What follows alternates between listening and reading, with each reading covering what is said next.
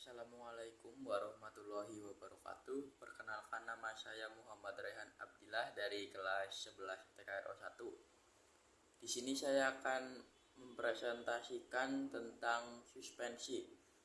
Sistem suspensi terletak di antara bodi kendaraan dan roda-roda dan dirancang untuk menyerap kejutan dari permukaan jalan sehingga menambah kenikmatan dan stabilitas berkendara serta memperbaiki kemampuan cangkram roda terhadap jalan.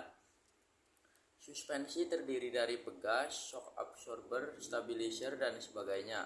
Pada umumnya, suspensi dapat digolongkan menjadi dua suspensi, yaitu suspensi tipe rigid dan tipe bebas. Suspensi menghubungkan bodi kendaraan dengan roda-roda dan berfungsi sebagai berikut. Yang pertama yaitu selama berjalan, kendaraan secara bersama dengan roda menyerap getaran, oscilasi, dan kejutan dari permukaan jalan.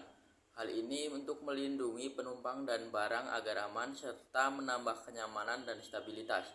Yang kedua yaitu memindah gaya pengereman dan daya gerak ke bodi melalui gerakan antara jalan dengan roda-roda. Yang terakhir yaitu menopang bodi pada aksel dan memelihara letak geometris antara bodi dan roda-roda. Komponen utama suspensi.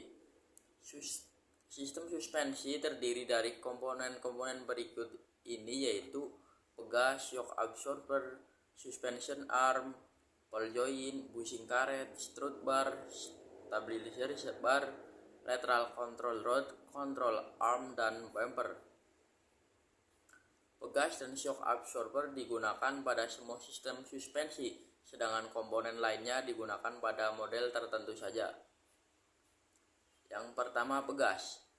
Pegas berfungsi menyerap kejutan dari jalan dan getaran roda-roda agar tidak diteruskan ke bodi kendaraan secara langsung. Di samping itu, untuk menambah kemampuan cangkram ban terhadap permukaan jalan, ada 3 tipe pegas, yaitu yang pertama, pegas coil. Pegas coil atau spring coil dibuat dari batang baja khusus dan berbentuk spiral. Yang selanjutnya ada setelah pegas yaitu shock absorber. Apabila pada suspensi hanya terdapat pegas, kendaraan akan cenderung bersirkulasi naik turun pada waktu menerima kejutan dari jalan. Akibatnya kendaraan menjadi tidak nyaman. Untuk itu shock absorber dipasang untuk meredam oscilasi dengan cepat agar memperoleh kenikmatan berkendara dan kemampuan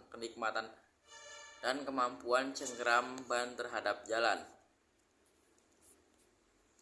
Cara kerja shock absorber. Di dalam shock absorber teleskopik terdapat cairan khusus yang disebut minyak shock absorber.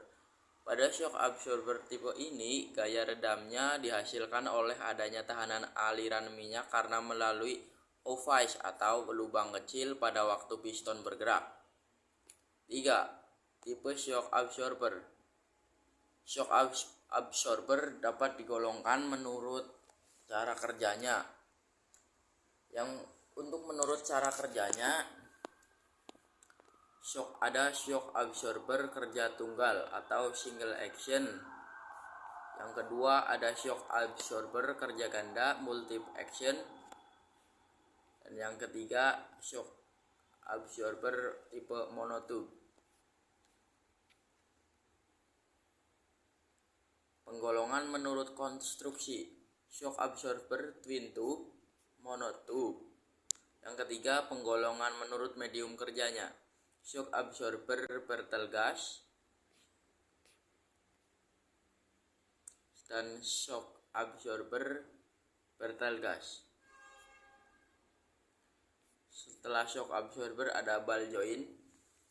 Ball joint menerima beban vertikal maupun lateral. Di samping itu juga berfungsi sebagai sumbu putaran roda pada saat kendaraan membelok. Pelumas ball joint. Di bagian dalam ball joint terdapat gemuk untuk melumasi bagian yang bergesekan. Pada setiap interval tertentu, gemuk yang harus Tentu gemuk harus diganti dengan tipe molybdenum disulfide lithium base.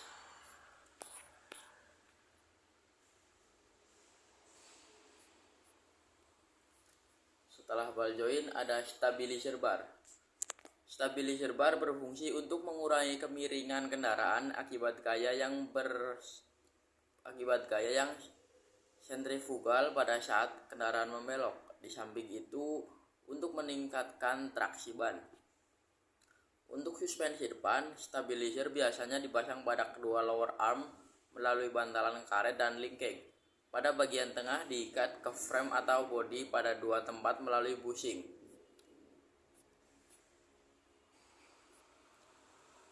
Selanjutnya ada strut bar.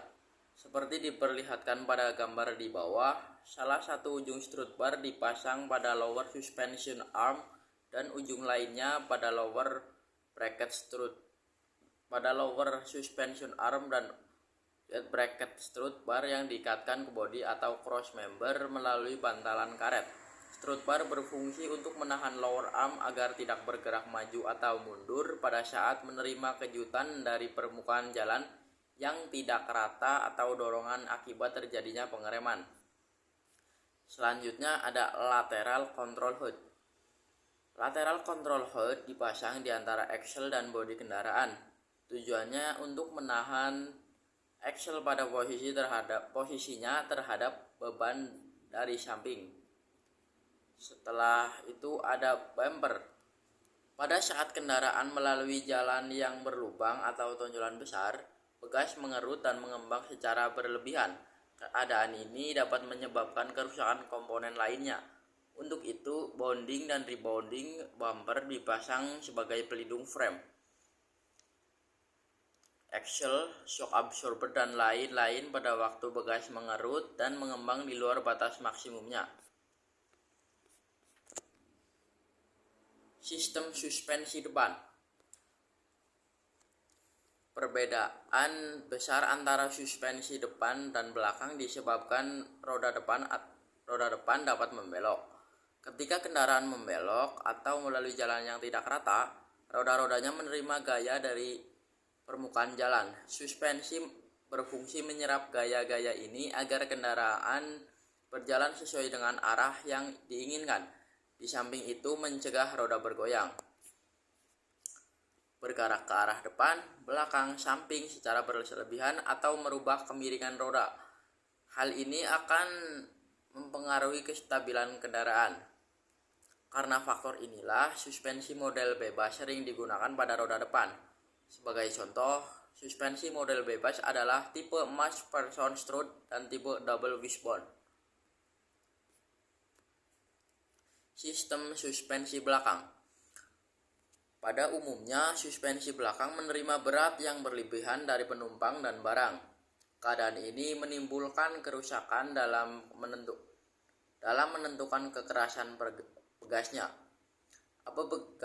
Apabila begas dibuat cukup keras untuk beban berat, akan menjadi terlalu keras bila kendaraan hanya dinaiki pengemudi. Sebaliknya, bila dibuat cukup lembut untuk dinaiki pengemudi, begas menjadi terlalu lemah sewaktu-waktu mendapat beban berat. Demikian pula keadaannya dengan shock absorber. Keadaan ini dapat diatasi menggunakan begas daun atau tipe begas lain yang mempunyai konstan yang variabel, shock absorber yang diisi gas, dan lain-lain. Suspensi belakang dirancang agar axle selalu pada posisi yang benar. Bila melalui jalan yang tidak rata, roda-roda melambung tanpa mempengaruhi kestabilan arah roda. Sekian dari saya, terima kasih. Wassalamualaikum warahmatullahi wabarakatuh.